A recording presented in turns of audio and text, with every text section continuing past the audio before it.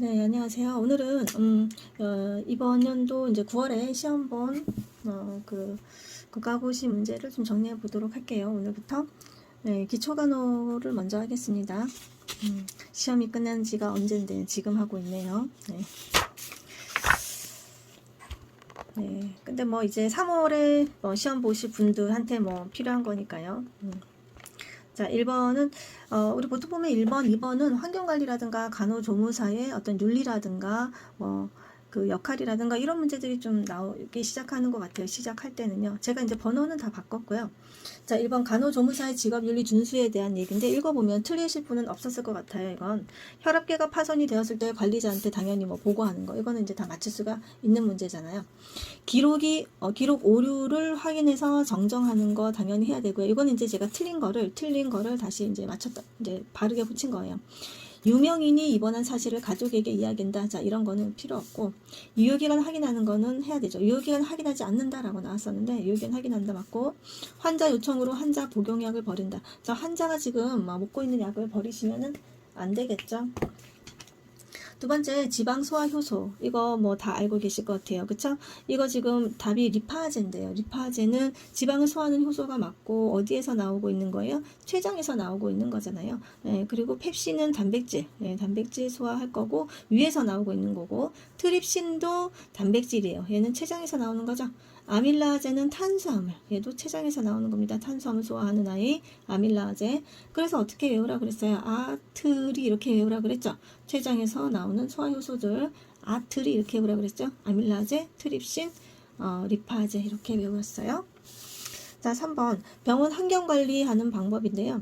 답은 격리실 안에 격리 의료 폐기물 박스를 두는 거 당연하죠. 이 격리 의료 폐기물이 나오는데 이 격리실 안에 두어야 되겠죠. 그쵸? 예, 이것도 이제 교재에 그대로 똑같이 나오고 있는 말들입니다. 사용한 친구는 털지 않아야 되겠고요. 턴다 이번 틀렸어요. 먼지 날리니까. 바닥에 빗질을 한다 했는데 빗질하면은 안 돼요. 빗질하는 거. 예, 먼지 위로 올라가잖아요. 사용한 후드 경날은 비눗물 소독. 자, 비눗물 소독하는 건 아닙니다. 비눗물 소독. 이거는 주니엄 기구예요. 그러니까 상당히 높은 수준의 그 멸균이나 소독이 필요한 거란 말이죠. 이 후드까지 들어가야 되는 거잖아요. 그래서 화학 멸균 같은 그런 높은 수준의 소독을 해야 되는 상황입니다. 네.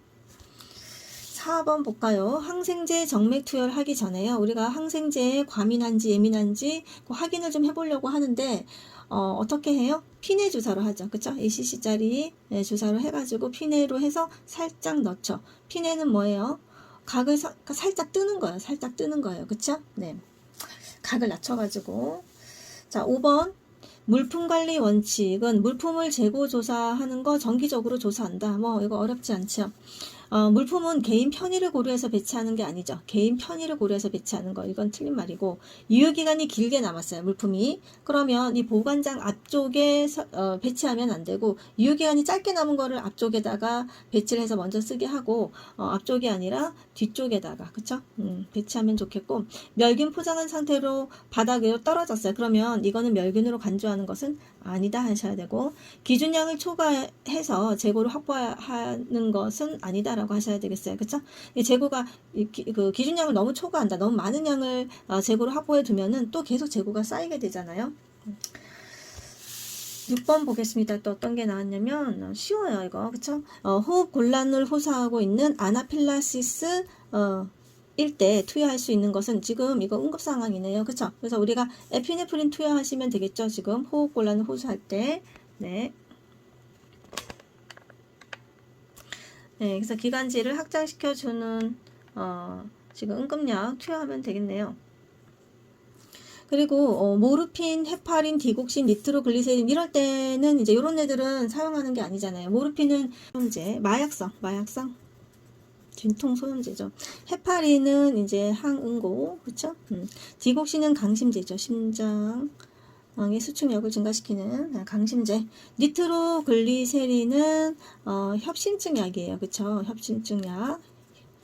자, 혀 밑에 녹여서 투여하는 설화 투여하는 협심증 약 되겠죠? 자, 7번. 사용한 주사바늘을 처리 어떻게 하느냐. 자, 이 주사바늘, 침, 뭐 한방침 이런 것들은 의료 폐기물 중에서도 손상성 의료 폐기물이라 그랬기 때문에 여기 전용 용기 여기 박스에 집어넣으면 되죠.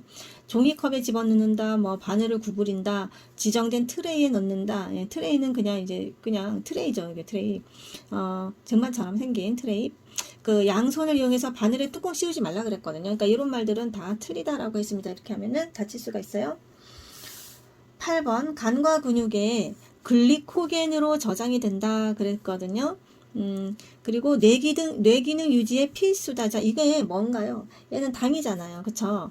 이거 뭐예요? 탄수화물이죠. 지금 영양소를 맞추는 건데, 그리고 뇌기능에 필수인 거는 탄수화물, 뇌는 탄수화물, 산소 이런 것만 필요하잖아요. 자, 9번 혈액응고에 관련되는 거 우리 혈소판 이거는 뭐 다 알고 있죠. 그리고 또 뭐 나왔던 것들은 이제 백혈구는 뭐 식균작용. 이거 너무 많이 해서 이제 식상해요. 그쵸? 예, 적혈구는 이제 산소 운반. 산소를 운반하죠. 여기 안에 이제 헤모글로빈이 들었기 때문에 그렇고, 뭐, 그 다음에 나왔던 거는 알부민 이런 거는 이제 혈액 삼투압에 관여하기 때문에 지금 현재 그 정상적인, 지금 현재 있는 그런 혈액량, 이거를 잘 유지시켜준다. 바깥으로 빠져나가지 않게 혈액량을 잘 유지시켜준다. 그랬어요. 자, 위절제 수후 요것도 이제 종종 나오죠. 덤핑 증후군, 그쵸? 덤핑 신드롬. 위를 잘라낸 수술을 하고 나서, 그쵸? 이 덤핑 증후군이 생기는데 식사 보조하는 방법. 그래서 어떻게 하라 그랬냐면은 소량씩 자주 먹으라고 했거든요. 그쵸? 그리고 물 너무 많이 다량으로 또는 탄수화물 같이 많이 먹지 말라고 얘기를 했었어요. 안 그러면은 이제 덤핑, 그냥 위가 위를 절제하면 뭐 조금밖에 없다고 치고 위가 조금밖에 안 남았다 치고, 그러니까 음식물이 뭐예요? 그냥 위에 오래 남아 있지 않고 그러니까 바로 막 내려가니까, 자, 이렇게 하지 말라고 했는데, 자, 답은 소량씩 자주 뭐 고기 달걀 먹었다고 하는데 소량씩 자주 먹는 건 맞아요. 그런데 여기 보면 수시로 꿀물, 이게 당이잖아요. 탄수화물 당. 이제 꿀물 먹었다는 거 안 되고, 빠르게 식사했다는 거 안 되고, 식사 중에 다량 물을 섭취했다. 자, 이거 아니에요. 그래서 밥을 국에 말아 먹는다 이런 거 안 좋다 했죠. 끼니마다 많은 양. 자, 지금 소량씩 자주 드시라고 했었어요. 그게 낫다고 했어요. 11번 치아 교합면에 발생하는, 그러니까 치아의 치아와 치아끼리 그쵸 맞닿는 요 면 있죠. 예, 위에 이 아래 이가 있으면 교합면이 있을 거 아니에요. 이 면 여기에 발생하는 치아 우식증을 여기 어떻게 예방을 하냐는 거죠. 여기 제일 좋은 거는 뭐냐면은 양치하는 게 제일 좋죠. 이게 이제 첫 번째 1단계 방법이에요. 근데 여기 답에서는 이제 양치질 뭐 칫솔질이 없잖아요. 없기 때문에 다른 걸 찾았어야 됩니다. 여기서는 이제 치면 열고 소화 전세법. 자, 요게 이제 답이 되는데, 치면 열고, 그러니까 이가 이렇게 있으면 이제 홈이 이렇게 있고요. 그쵸? 그게 열구라 그랬고, 이 홈이 더 깊게 모인 곳, 여기가 소화라 그랬어요. 여기서 이 치면에 열구 소화를 전색 막아버린다. 자, 이게 홈메우기라 그랬거든요. 치아 코팅하는 거. 그치요? 여기를 메꿔버리는 거예요. 예. 자, 그래서 이 방법을 쓴다, 이거 맞잖아요. 근데 뭐 발치를 한다라든가, 뭐 임플란트를 한다라든가, 이런 것들은 이 치아 우식증 예방, 충치 예방에 도움이 되는 것들은 아니잖아요. 치은 소파술이라고 하는 거, 치은은 이제 잇몸 쪽이죠, 잇몸. 그래서 잇몸을 열어가지고, 치근, 그러니까 치아 뿌리 쪽에 있는 치석을 제거하는 거예요. 그러니까 결국은 치석을 제거하는 방법 중에 하나라고 할 수 있어요. 또 치주 판막소 이런 것도 이제 답이 아니었는데, 이것도 치은 쪽을 아예 박리를 해서, 예, 박리를 해가지고 그 염증을 싹 긁어내는 거거든요. 치주낭을 다 포함해가지고. 자, 이런 것들이 지금 예방 차원에서 나오는 건 아니기 때문에, 보시고. 자, 12번. 자, 이거는 무엇일까요? 대상자와 대화 내용이나 느낌을 다른 말로 바꾸어서 말을 한대요. 그리고 대상자가 말한 사건에 동반하는 감정을 강조한대요. 자, 이것은 반영이라 그랬습니다. 반영.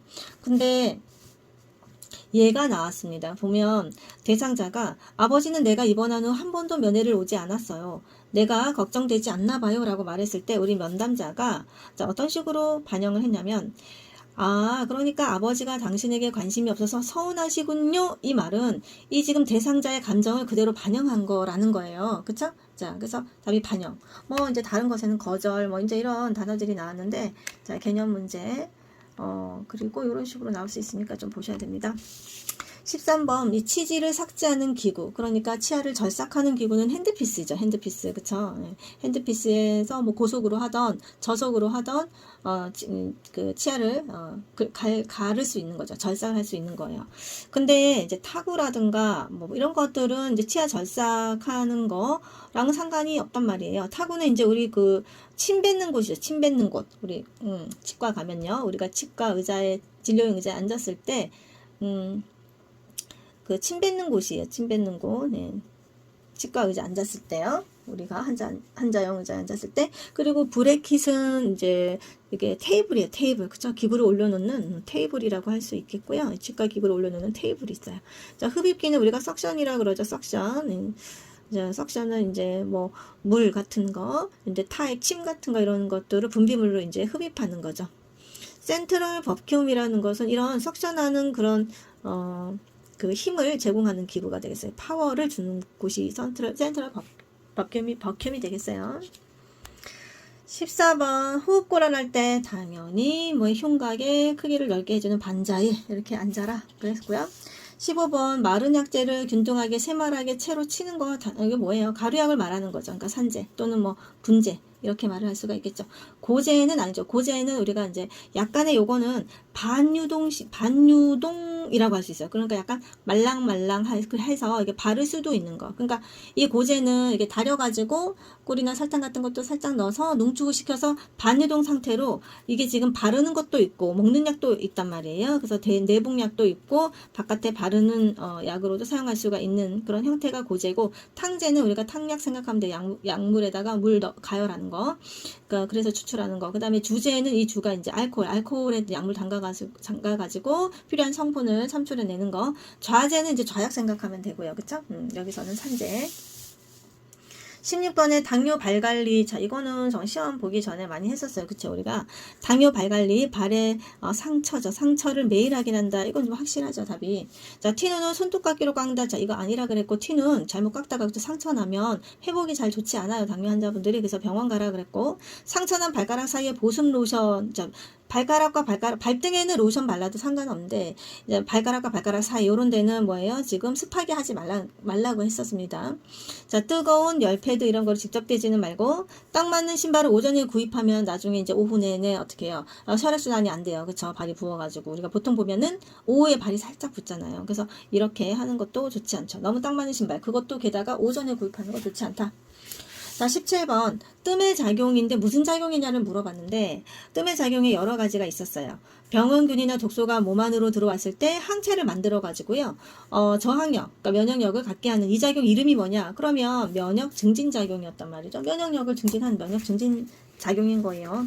그런데 다른 작용들도 있어요. 진통을 억제하는 작용도 뜸의 효과에 있었고, 혈색소를 증가하는 중열 작용이라는 것도 있었어요. 혈액순환 작용도 있고, 운동신경의 항분 작용 뭐 이런 것도 있었는데요. 여기에서는 원하는 답은 면역 증진 작용이다. 요거 설명에 대한 답은 그랬어요. 급성기 비형 간염 환자는 이제 뭐 어떻게 해야 되느냐 했을 때, 여기서는 이제 고칼로리 잘 먹어라 이제 그랬거든요. 네, 이거 맞죠? 맞고, 수분 섭취 신체 활동 격려하지 않는다 뭐 이제 이런 얘기들이 좀 나왔는데요. 지금 이제 수분 섭취는 해야 되는 건 맞아요. 수분 섭취를 하지 않는다 이제 이런 말은 틀렸고, 신체 활동 격려는 아니에요. 왜냐면은 신체 활동 격려가 아니고, 지금 많이 좀 쉬어야 되는 상황이거든요. 네, 지금 간염 환자가 상당히 피로하고 좀 쉬어줘야 돼요. 그래서 잘 먹어야 돼요. 그러니까 고단백으로도 단백질 고단백으로 먹으면서 쉬어줘야 돼요. 베드레스트, 그러니까 침대에서 안정을 지켜주라는 얘기죠. 침상 안정을. 그리고 이제 분변 환희를 소각한다. 자, 지금 분변 환희를 소각한다. 지금 대변이 뭐 묻었는데 이거를 소각한다. 지금 비형간염 환자는 이거랑은 상관이 없기 때문에 이거는 뭐 태울 필요는 없죠. 옷을. 면도기를 공동 사용한다. 자, 이 말은 틀렸습니다. 그래서 면도기를 공동 사용하면 안 된다라고 하셔야 되겠어요. 그쵸? 네, 그리고 우리는 여기 비형 간염 예방접종이 있잖아요. 그쵸? 예방접종이 있으니까 이런 것들로도 예방을 할 수가 있겠어요. 그리고 뭐, 이건 혈장성 간염이기 때문에 헌혈할 때 주의하시고, 그쵸? 오염된 주사바늘. 그러니까 남을 찔렀다가, 다른 환자 찔렀다가 또 다른 환자 그 바늘로 찌르면은 안 된다라는 거죠.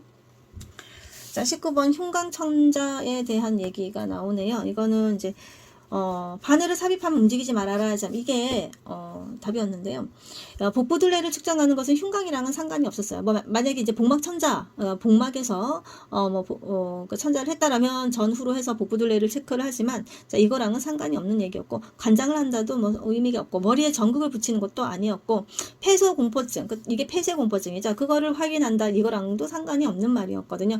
뭐 예를 들어서 뭐 MRI 같은 경우, 그쵸, 뭐 통속에 들어간다. 자, 이러면은 이제 폐쇄공포증, 폐소공포증을 좀 확인을 하면은 좋지만, 굳이 그런 거랑은 상관이 없습니다. 그냥 바늘을 흉막강, 늑막강으로 삽입을 해서 공기나 그런 액체를 빼는 거예요. 흉곽천자라는 것은. 자, 20번 본태성 고혈압. 그러니까 특별한 원인은 고혈압이 될 만한 어떤 질환이나 원인은 없고 그냥 고혈압 증상만 있는 것을 본태성 고혈압이라고 하는데, 대부분 고혈압 하면 그냥 본태성 고혈압이에요. 자, 규칙적인 운동해라. 이거 되게 우리 뭐 일반적으로 많이 알고 있으니까 다 맞추셨을 것 같아요. 우리 이제 보면 짜게 먹으면 안 된다. 자, 염분 짜게 먹지 말고 포화지방 요거 안 되죠? 네. 그리고 지금 순환이 좋지 않기 때문에 지방을 많이 먹어서, 그러니까 지방을 안 먹을 수는 없죠. 그러니까 저지방으로 먹어야 된다는 거죠. 그러니까 지방을 좀 제한하자는 거죠. 저지방으로 먹고 지방을 제한하자는 거죠. 지방 제한. 특히 포화지방, 그러니까 동물성 지방을 좀 제한하자. 맞아요. 근데 포화지방 먹는다고 했으니까 이거 틀렸던 거고, 비만 시 체중 증가. 비만은 한데 체중을 더 증가시키는 건 지금 혈압에 좋지 않다. 정상 혈압 시 임의로 약물을 중단하는 것도 아니다. 혈압약은 그냥 끝까지 드셔라 라고 그랬어요. 21번 중이염 수술 직후에 어떻게 하느냐. 중이염 수술을 하자마자, 지금 답은 기침을 만약에 나온다. 기침을 일부러 한 거는 아닌데, 그쵸? 기침이 나오면 입을 다물고 있으면은 압이 생기잖아요. 그쵸? 그래서 기침이 나오면 입을 벌린다. 자, 이거 좋아요. 자, 이명 증상은 정상이다. 이명 증상은 정상인데 이건 틀린 말이었고요. 정상은 아니고 이거 뭐 윙윙거리고, 그쵸? 이명 소리가 들리고 이러면 뭐 또 머리가 아프고 이러면 이제 보고하셔야 되겠어요. 간호사든 보고하셔야 되고, 고개 숙여서 머리 감는 거, 자, 압이 올라가지요. 그래서 이제 그렇게 하지 말아라 그랬고, 조기 이상, 자, 조기 이상, 지금 수술 직후에 조기 이상 할 필요 없어요. 지금 보통 24시간, 못해도 24시간, 48시간 정도는 베드레스트, 침대에서 쉬어라 그랬단 말이에요. 그리고 빨대 사용을 해서 물 마신다. 자, 쪽쪽 빨아먹는 거, 빨대 사용하는 거, 그거 안 좋다 그랬고, 지금 이렇게 최소 24시간 정도 이게 쉬어야지, 그 중이염 수술할 때 그 패킹해 놓은 거, 그게 이제 이동하지 않고, 잘 이렇게 유지가 된다. 그랬습니다. 그리고 또 뭐가 있어요. 수술하고 한 일주일 정도, 그쵸? 코 풀기 하지 말아라. 그 다음에 머리 감는 거, 머리 숙여야 되니까 한 2주간은 머리 감는 거 하지 말아라. 이런 얘기도 했었어요. 그죠? 머리 갑자기 움직이지 말아라 그랬어요. 그러니까 귀수술이라든가 눈수술이라든가 이러면, 그쵸? 이렇게 압을 올리고 그러는 거는 하지 않았어요. 22번 수근관 증후군, 이거 우리가 손목 터널 증후군이라고 하는 거 그건데요. 이거 자가 진단하는 방법이 뭐냐. 이름을 물어봤는데 이름이 엉뚱한 것들이 많이 나왔는데, 팔랭 검사 이거 많이 알고 있죠? 그러니까 손등을 맞대고요. 그쵸? 양쪽에 손등을 맞대고 서로 미는 거예요. 그쵸? 그러니까 서로 이렇게 해서 이제 미는 거죠. 이렇게 해서 밀어봤죠? 손등을 맞대고, 여기 손등을 맞대고 이렇게 밀어요. 1분 동안 밀면 여기 손목을 이렇게 구부리죠. 이렇게 구부려가지고 밀면 여기 손가락 이렇게 있고, 밀면은 이제 손바닥이나 손가락이 쩌릿쩌릿한 거예요. 이게 이제 팔랭 검사. 그래서 내가 이렇게 해서 쩌릿하다, 아프다. 그러면 나는 수근관 증후군이네 라고 할 수가 있겠고, 이 팔랭 검사 말고 이제 티넬 검사라고 있었잖아요. 티넬 검사, 그쵸? 티넬 검사도 이렇게 보면은 특히 손가락에 이렇게 있으면 이 두 개 힘줄 있죠. 손목에 있는 두 개 힘줄 요 사이를 꼭 누르면 아픈 거예요. 손이 저리고 통증이 생기는 거예요. 아니면 여기를 톡톡 두들기거나, 이렇게 펴 있기보다는 이게 지금 엄지랑 검지랑 이렇게 맞잡게 하고 나서 요 두 심줄, 손목에 있는 이 심줄 사이를 꼭 누르면 이제 아프다. 자, 이것도 할 수 있는 거죠. 티넬 검사. 근데 이제 팔랭 검사밖에 나오진 않았었고요. 자가진단법. 태변에 대해서 물어봤는데, 출생 후 처음 보는 변이다, 태변이다, 베네똥이다. 이거 틀리신 분은 없을 것 같아요. 난황색은 아니죠. 난황색은 아니고, 무슨 색이냐면은 암록색 좋아요. 암록색. 그 다음에 암갈색. 그리고 끈적이지 않고 묽다 그랬는데 그것도 틀린 말이에요. 상당히 끈적끈적합니다. 끈적끈적해요. 고약한 냄새 난다. 고약한 냄새 나지 않아요. 냄새는 나지 않는다. 특별히 태변을 안 보면 똥이 안 나오면 심혈관계 기형을 의심한다. 심혈관계 기형이 아니고 대변이 안 나온 거니까 혹시 학문 쪽이라든가 직장 쪽이라든가 이런 쪽의 기형을 의심하셔야 되고 병원에 가보셔야 되겠죠. 그리고 24시간 이내에는 이제 태변이 나올 거예요. 첫 똥이 나올 거고 하루에 한 4에서 5회 정도 쌀 거고 한 3일 정도 쌀 거예요. 24번 난간에 대해서 물어보는데 난간은 나팔관, 그쵸? 난자와 정자가 만나서 수정이 되는 장소다. 자, 이거 알 수 있을 것이고 매달 배란을 한다. 자, 매달 배란하는 곳은 난간이 아니잖아요. 그쵸? 배란을 하는 곳은 난소죠. 난소. 예, 난소죠. 태아가 발육한다. 태아가 자라는 데는 자궁이겠죠. 주기적으로 내막이 떨어지는 거 이건 자궁 내막이 떨어지는 것이고요. 예. 월경할 때, 그쵸? 호르몬 분비해서 임신이 유지되게 한다 그랬는데 이것도 난간의 얘기는 아니었어요. 호르몬을 분비해서 임신이 유지되게 한다. 자, 이거는 호르몬은 어디서 나오냐면 이제 난소에서 나오다가, 그쵸? 임신이 되게 되면은 태반에서 나오게 되잖아요. 자, 어떤 호르몬 얘기하는 거예요? 지금 뭐 황체 호르몬이라든가, 그쵸? 임신 유지 호르몬은 황체 호르몬이잖아요. 또 난소에서 태반에서 나오는 호르몬은 이제 뭐예요? 에스트로겐도 있고요. 자, 그래서 난간 얘기는 아니네요. 25번 태반이 만초라는 시기는 분만 몇 기냐. 이거 정말 쉽네요. 자, 분만 3기다. 태반 만초기는 분만 3기다. 자, 분만은 1기, 2기, 3기, 4기 이렇게 4개의 기가 있다 그랬어요. 그쵸? 그래서 1기는 아직 배가 아플 때 아직 아기가 나오지 않은 상태죠. 그쵸? 예. 그래서 규칙적으로 자궁 수축이 왔을 때 이제 배가 아프면서 자궁 수축이 왔는데 우리가 경관이 한 10cm 열릴 때까지는 1기고 2기는 지금 태아가 나오는 시기고 3기는 지금 태반이, 자, 태아 나오면 태반 꺼내야 돼요. 그럼 다 나왔고 4기는 지금 회복기다 그랬습니다.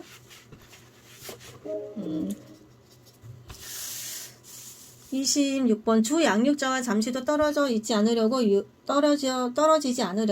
유아의 정서 상태. 그러니까 뭐 엄마랑 떨어지고 싶어 하지 않죠. 우리 유아들이, 영유아들이 다 그래요. 그래서 분리되는 거 상당히 불안한 거죠. 그래서 분리불안 당연히 있는 특성이라 그랬고요. 27번 신체적 학대는, 여기서 신체적 학대 찾는 건 되게 쉬워요. 그래서 복부를 발로 걷어차는 행위는 신체적인 학대잖아요. 아니었던 건 어떤 게 있냐면은 아동을 그 시설에 버렸다. 자, 버리는 건 우리가 유기라 그랬어요. 성적인 추행했다. 이거는 성적인 학대가 되겠다. 그죠? 언어 폭력이라는 것은 이거 마음을 상하게 했네요. 이거는 정서적 학대네요. 정서적 학대. 자, 이게 지금 언어적 학대를 포함하고 있는 말입니다. 정서적 학대 또는 뭐 심리적 학대 이렇게 말해도 돼요. 심리적 학대.